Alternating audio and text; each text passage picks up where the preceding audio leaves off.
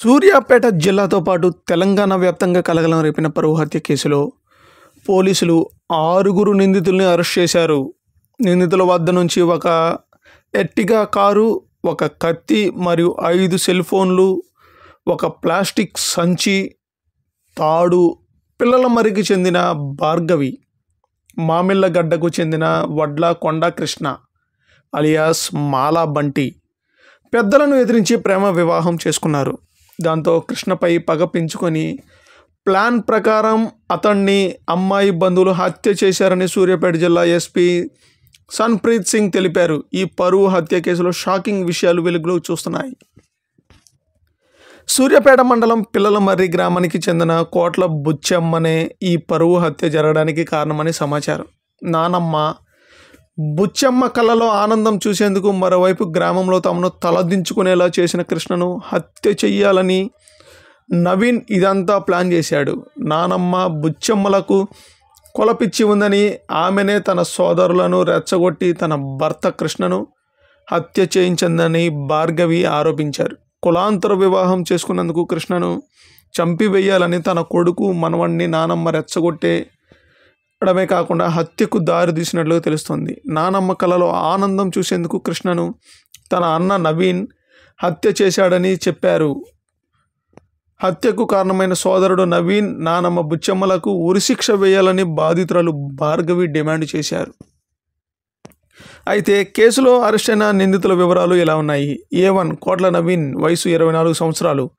A2 బైరు Mahesh, వయసు 39 సంవత్సరాలు, తండ్రి శ్రీను. A3 కోట్ల సైదులు, వయసు 43 సంవత్సరాలు, తండ్రి భిక్షం. A4 కోట్ల వంశీ, వయసు 22 సంవత్సరాలు, తండ్రి సైదులు.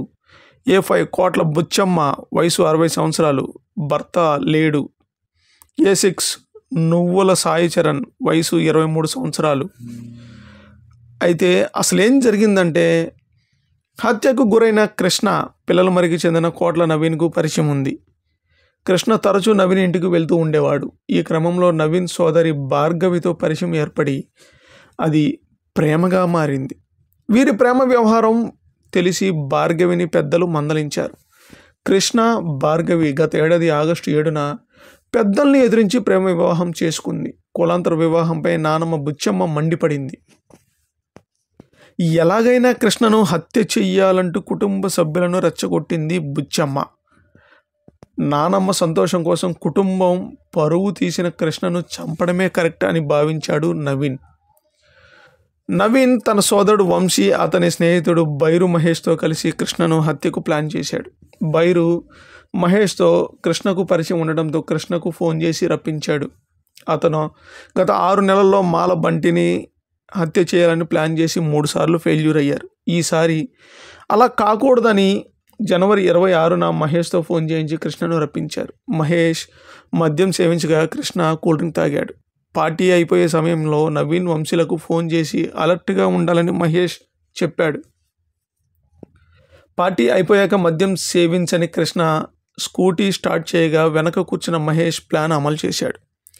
కృష్ణ గొంతు గట్టిగా పట్టుకుని నవీన్కు ఫోన్ చేశాడు. సిద్ధంగా ఉన్న నవీన్, వంశీ అక్కడికి చేరుకుని కృష్ణపై దాడి చేశారు. కృష్ణ కాళ్ళు వంశీ గట్టిగా పట్టుకోగా నవీన్, మహేష్లు గొంతు నొక్కి ఊపిరాడకుండా చేసి హత్య చేశారు. డెడ్ బాడీని ఎర్టిగా కారులో తీసుకుని వెళ్ళి నానమ్మ బుచ్చమ్మకు చూపించగా ఆమె సంతోషంగా ఉందని చెప్పింది. చివరిగా బాడీని పిల్లలమర్రి శివార్లో, చెరువు కట్టు శివార్లో మూసి కెనాల పక్కన పడివేశారు. మృతుడి తండ్రి ఇచ్చిన ఫిర్యాదుతో కేసు నమోదు చేసిన పోలీసులు దర్యాప్తు చేపట్టి నిందితుల్ని అరెస్ట్ చేశారు. కులాంతర వివాహం చేసుకున్న కారణంగానే కృష్ణను పరువు హత్య చేశారని తెలిపారు. ఫ్రెండ్స్, ఇది పరువు హత్య లేక నానమ్మ పగ? దీని గురించి మీరేమనుకుంటున్నారు? మాకు కామెంట్ రూపంలో తెలియజేయండి. ఇప్పటికీ కూడా నిజంగా ఇలాంటి మూర్ఖులు ఉండడం నిజంగా అందరి దౌర్భాగ్యం. ఫ్రెండ్స్, ఇలాంటి మరిన్ని లేటెస్ట్ అప్డేట్స్ కోసం మీరు మా ఛానల్ తప్పకుండా లైక్ చేయండి, కామెంట్ చేయండి, షేర్ చేయండి, సబ్స్క్రైబ్ చేసుకోండి.